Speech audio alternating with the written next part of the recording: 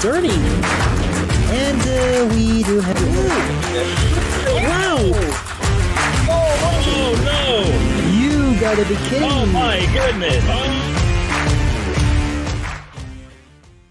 12 months ago, everything stopped suddenly. Now, in 2025, we can say we're going to have a proper ending. We got 4 drivers battling for the championship, but they'll have to focus on that tomorrow, because today they'll have to focus on the most important qualifying session of the year. Not only because it is the last one, but also because from this qualifying session, an entire championship could be decided. It's been 31 weeks from Daytona, so let's give the current incarnation of the PSRLA a proper send-off before we begin a new era. Ladies and gentlemen, welcome to qualifying for round 2042 of the 2025 PSRLA Cup Series, race 10 of the playoff, the final race of the season. Hello everybody, my name is Alex Vitale, and yeah, I cannot believe it myself, but here we are. I just said it, and I'm going to say it again. Welcome to the final race of the 2025 season. Of course, if things actually went normally, last week should have been the season finale at New Hampshire, and now Nathan Stapleton should be crowned the champion, but unfortunately, that's not going to be the case for reasons that we all know at this point, so yeah. And North Wilkesboro, it's already an important track, but now it's going to be even more important because it's going to impose. I mean, he has hosted the 2023 All-Star race, which is a very important race because I marked the return of North Wilkesboro in the NASCAR schedule.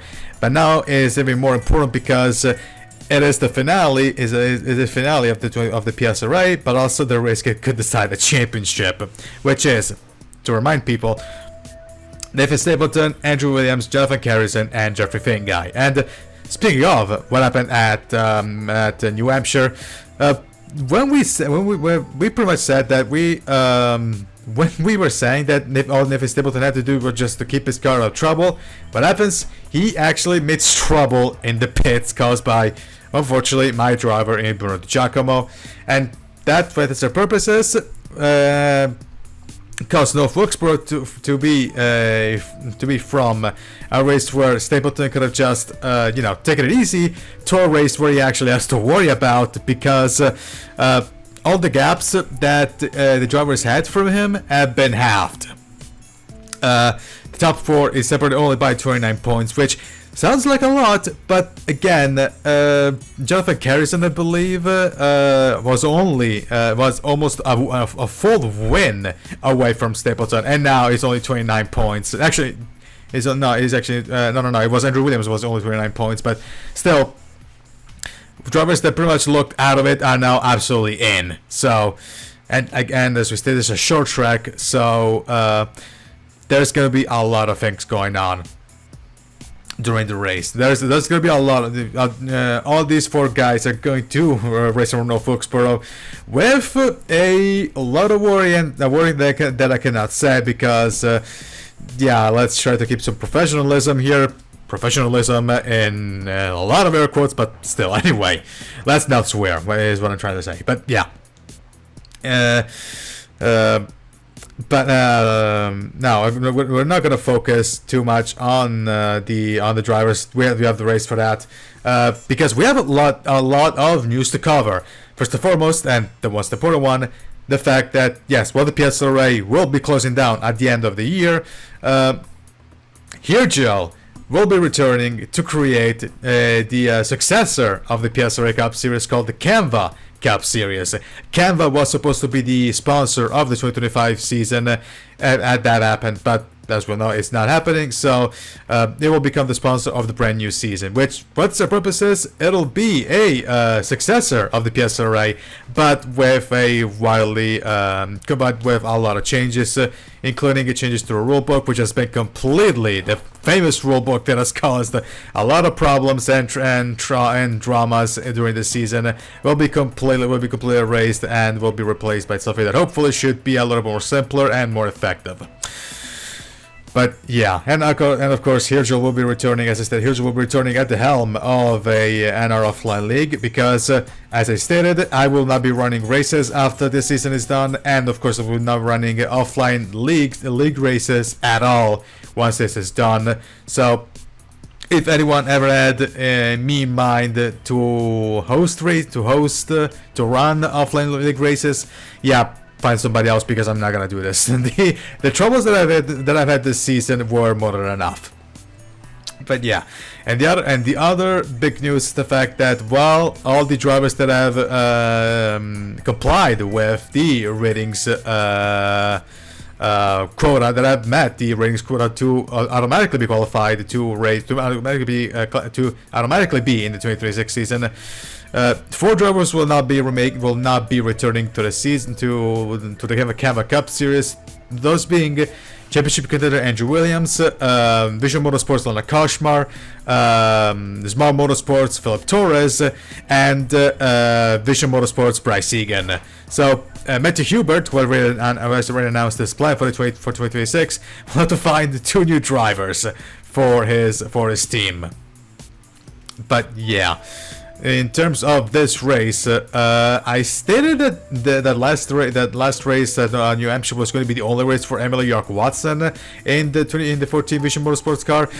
Well, I was wrong because I completely forgot that they scheduled the race in North Wilkesboro. Of course, then they got delayed. But yeah, Emily Watson has a chance to actually take away the Part-Timers Cup from the hands of William Donuts. But of course, we will see what's going to happen. But yeah, in terms of pre-qualifying, it is the usual suspects. Plus, as we stated, Emily York Watson. So, of course, for the purposes, we're probably going to see. I would bet we're going to see the most intense pre-qualifying session of the entire year because because nobody wants to finish the season early. But unfortunately, 2 of them will have to. So we will see what's going to happen. What's going to happen. But yeah, I think there's been enough talking. So let's get on with the show, shall we? And Samadowskin will be the first driver out of pit road.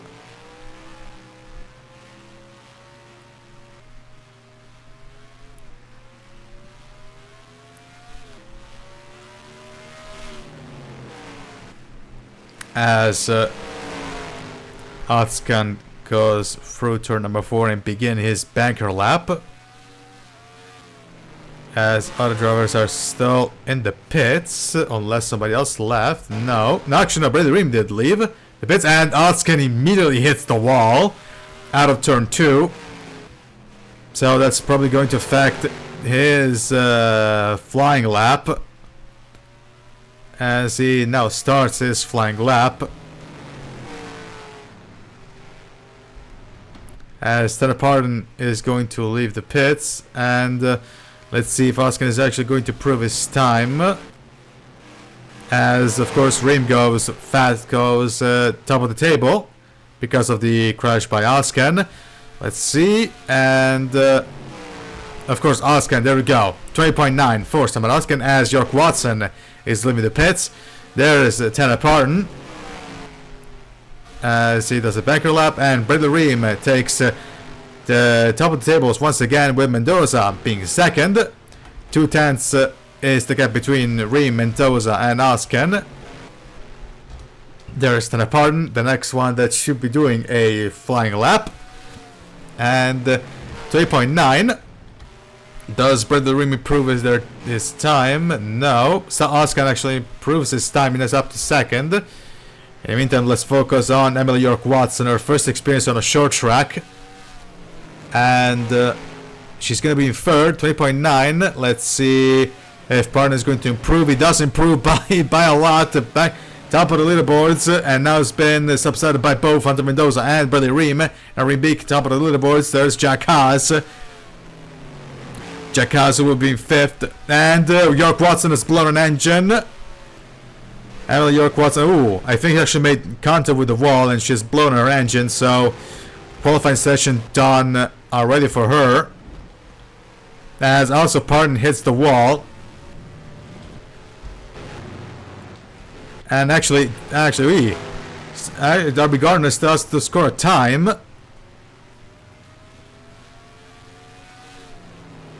And it looks like everybody's going to get to the pits. Except Jack House. Jack House looks to be the only car without any kind of damage. Of course, Gardner gets to the pits, and Haas goes top of the leaderboards.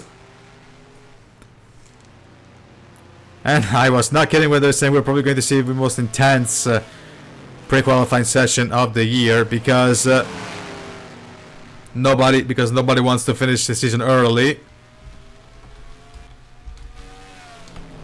And now Oscar is the only one that's not on track. Gardner,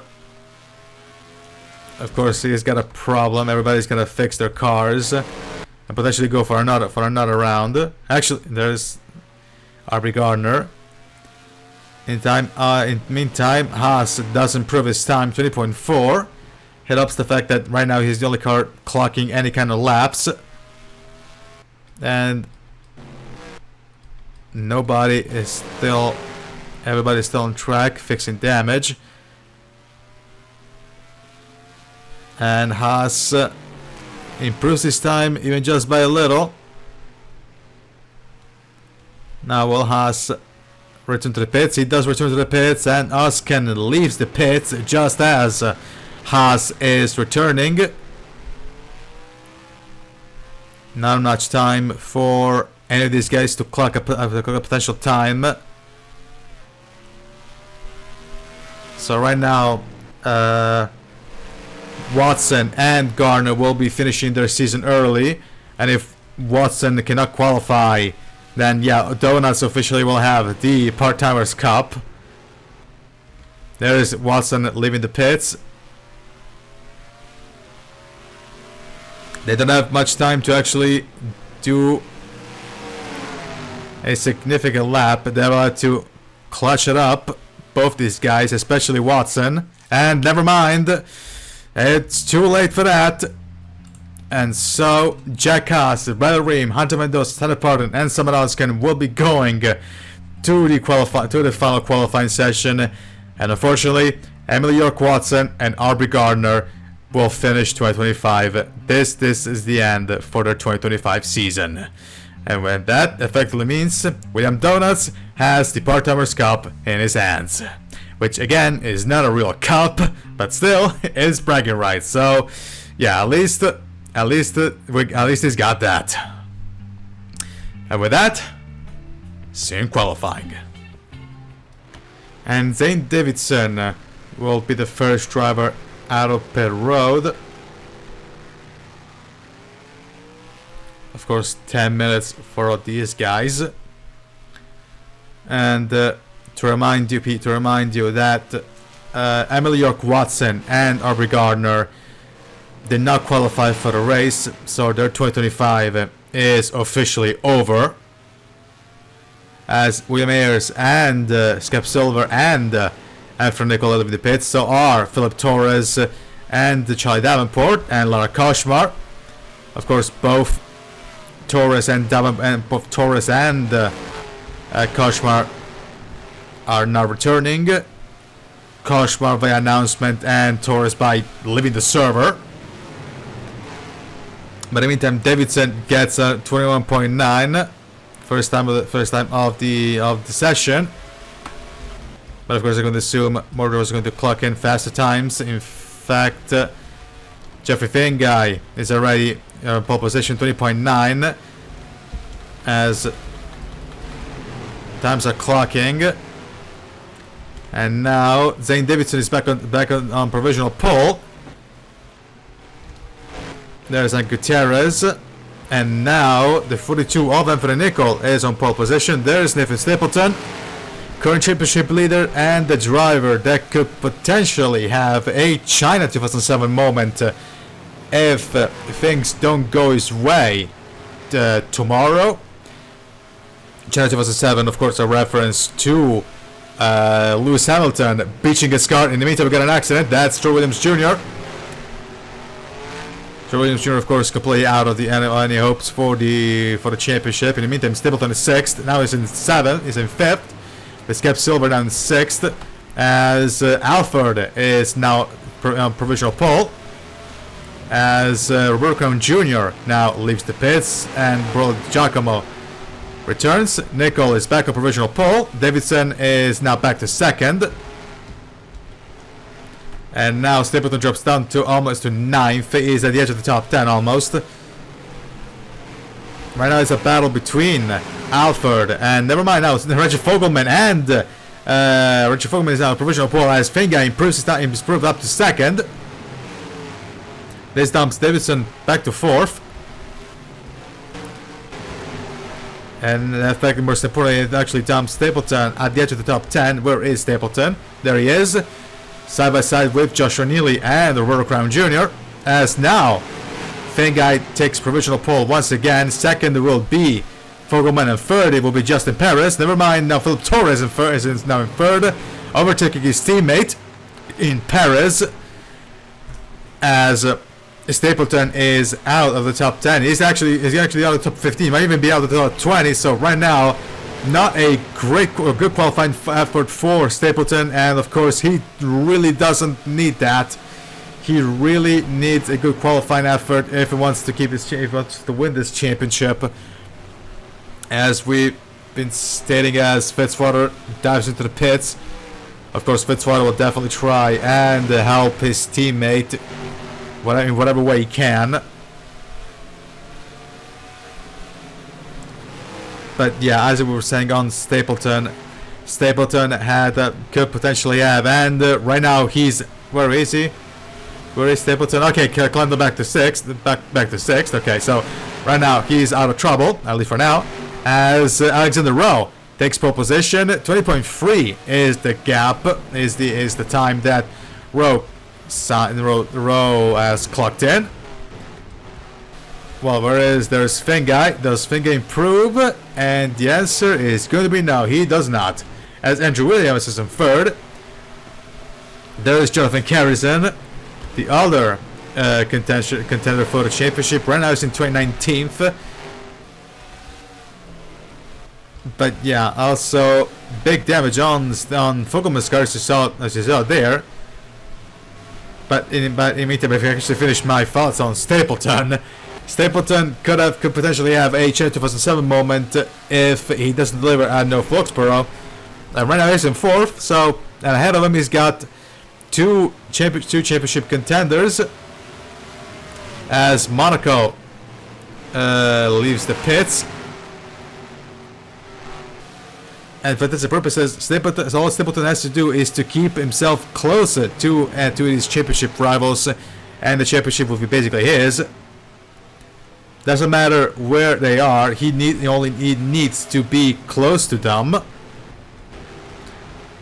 And if right now looks like at least he's got one of them in his far away from his rearview mirror, that being Jonathan Carrison. In fact, race car, never mind, it's in 12th, but still. As this man, Alexander Rowe, is still top of the leaderboards. Of course, Alexander Rowe being fantastic as in a stint for Appalachian Motorsports.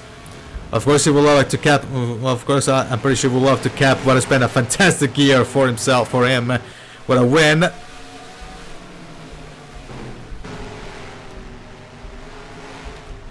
There is Zachary Fitzwater.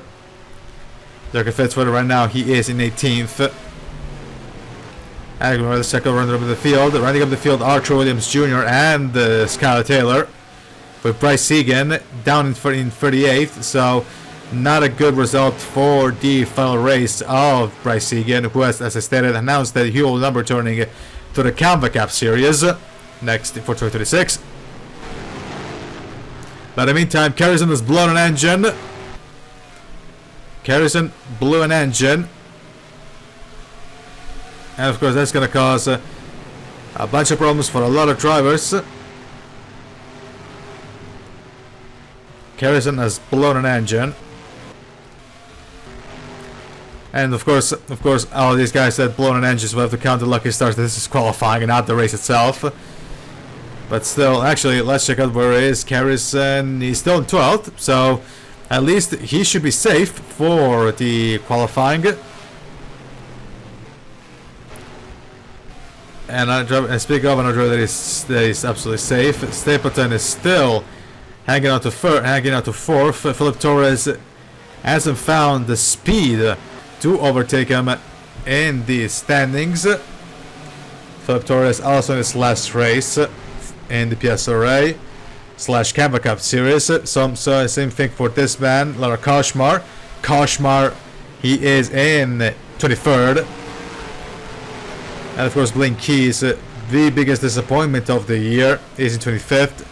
So of course he will try, and as Zachary Fitzwater goes third fastest, he classifies right next to his teammate. Of course, we'll start behind his teammate and in the race from the front row, row number 2. But as we're saying, Blink Keys, of course, at this point, Keys cannot wait for the season to be done, and of course, nobody can blame him. That has been, as we stated this entire time, a very disappointing race, a very disappointing season, both in this thing and in the World Cup series.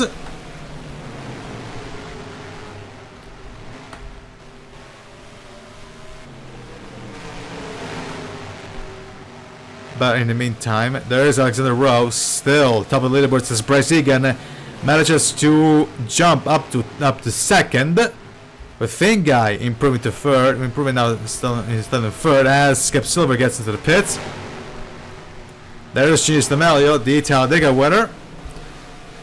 Definitely the highlight of the season. Unfortunately, he is in 37th. A performance that unfortunately is more accurate to the performance of the car than Talladega ever was, as Ozcan leaves the pits. Enters the pit, sorry. There's Guillermo Vidal. Is in 11th, at the edge of the top 10. As Brendan Beal is in 10th, so Beal continues his string of impressive qualifying performances. As we now go to overtime, and looks like nobody is going to challenge Alexander Rowe.